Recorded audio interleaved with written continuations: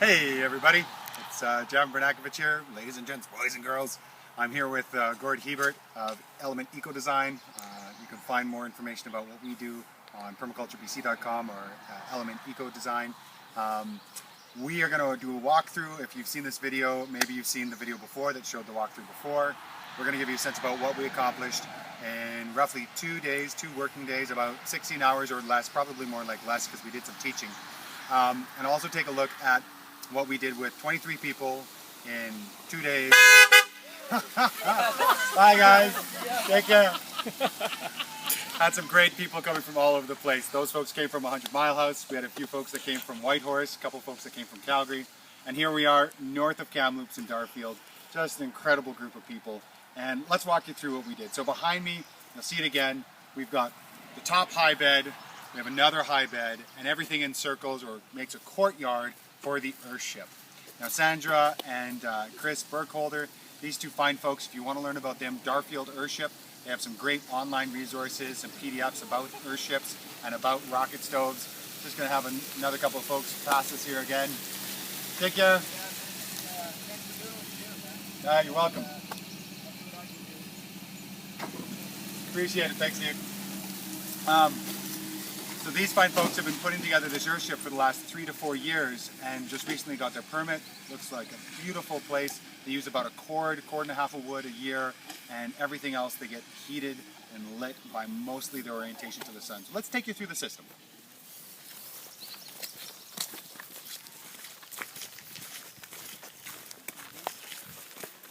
So here we have our lower high bed, and on the south side we have lovage and mostly carragana. So this is a nitrogen fixing shrub, and then we also have a rather large, oh actually this isn't carragana, this is goldenrod.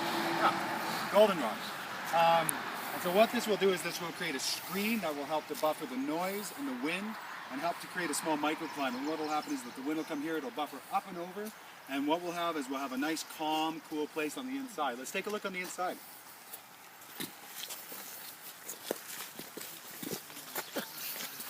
So as we come down the pathway here, we have on the right hand side blueberries. Again, we have carragana, so we see the same patterns repeated. Over here on the left hand side, we have a small cherry, we have sorrel, we have some comfrey, we have some echinacea, we have some lavender, some chives. And what we've done here, you can't see it, but we saw that there were some natural patterns of runoff coming from the roadway, and we have some drainage that comes into and around these plantings, helping to take some of this water and put it into service. We don't take care of the water around what we have for plants. We end up having to water the plants, and we put it into situation. As we walk downhill, you get a sense that we have the same patterns repeated. So again, we have echinacea, we have lavender, here we have an elderberry, here we have some yarrow. On the left-hand side, again, we've got the same patterns repeated, and again, we have this water course that comes all the way down and helps to water these in a more in-situ fashion, taking the resource we have and putting it into productive use. Again, up here on the right, this is where the lovage is. So we've got our carragana, our lovage, our carragana, our lovage, our carragana, our lovage. All right. And what this is it's a meandering pathway down to what will eventually be a great space for the family to hang out. It's going to be a fire pit down there, a great place to be, and quite quiet actually when you're down there. You don't hear the road as much, and when the trees come up around the bend, we'll hear even less. So let's walk inside and take a look. You want to walk Stairway? up? Sure. All right. Gord wants to walk up the staircase.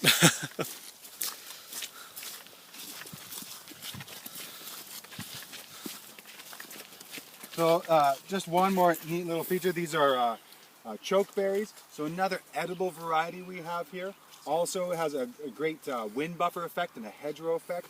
Beautiful to see. Here we have again some echinacea, some chives, some sorrel, more food right around the area. And then as we have a 2-terrace system pretty much, what we have is this beautiful staircase put together by Gord, really thin, not too grandiose. And up here we have a mountain ash. Now mountain ash can be used as a rootstock to be grafted onto. So we can take things like apple and pear. This is something that Sepp Holzer has done in Austria.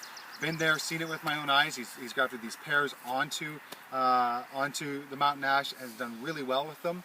Let's take a walk up to the raised beds and see what else we can see.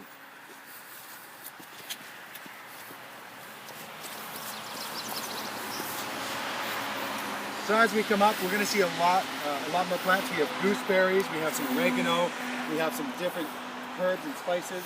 Here we are coming into our apples, into more of our apples, some of our pears.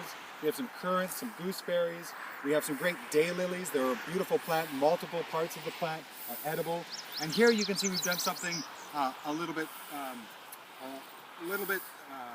to help the trees grow. We have these back rock walls, and they help to sink thermal mass into the trees and really help the trees to become self-managing by heating up the soil surface. It's something here in Canada, north of the 49th parallel, we have to be aware of the soil temperature.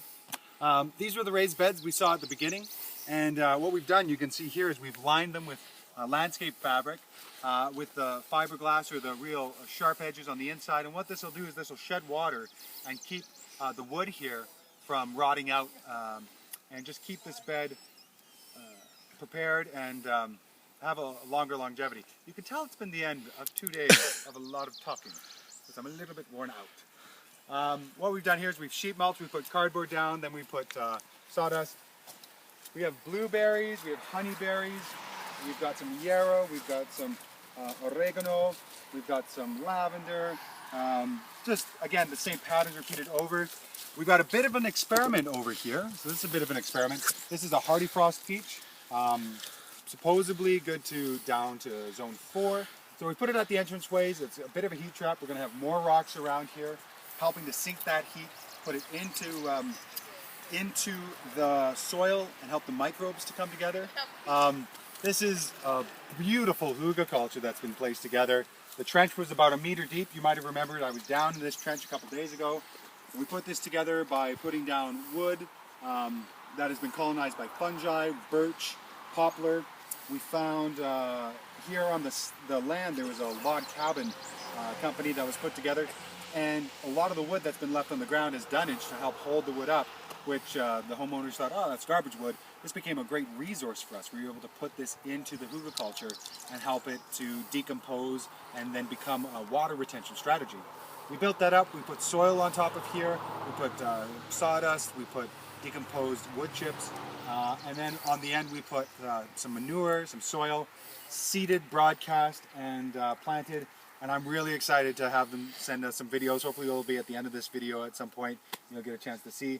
Out here on the left-hand side in front of the Earthship, so the Earthship windows, they shed a lot of water. And so for us, we're taking a look at that as a resource. How can we utilize that? And there's a lot of bounce light. There's a lot of heat right beside these windows. So now we've got a little heat trap. So when Gord, myself, and his lovely wife, Janet McNabb, sat down to design this, we said, well, this is a heat trap. What can we use this for? This is self-watering. Well, here we could do potentially a herb garden.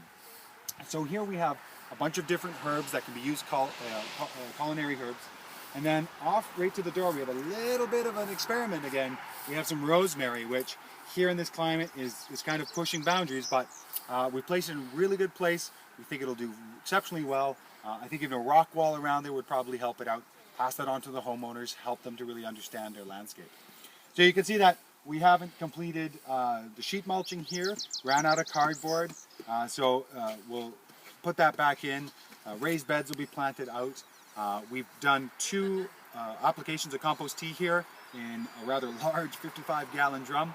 So we've had a lot of compost tea go on here with 2 days of food, and fun, good people, some of the best people I've seen all over the world. And just have to say, when we come together like this in community, talking about things that matter, we get a sense that we have the power, we can do extremely epic things with our lives, and we can change our own local world problems and our own local world problems, issues, and we can make a difference to ourselves and to the people around us. So all I have to say is thanks so much for watching. Thanks to the people who came here. Thank you so much to Sandra and Chris for hosting us. Thank you to Gord and to Jana and to the people who really contributed to make this happen. Unless we get people around us, none of this happens. We had excavator drivers, we had neighbors bring in food, we had a beautiful chef who made exceptional food. It was an exceptional time, and most people said it was one of the best things they did this year. And that to us is what makes the difference. So thanks so much for watching. I really appreciate it. Go out, do some epic things this week. Be fruitful and multiply. My name is Javan Bernakevitch. You can find out more about this on permaculturebc.com. Thanks so much, everyone.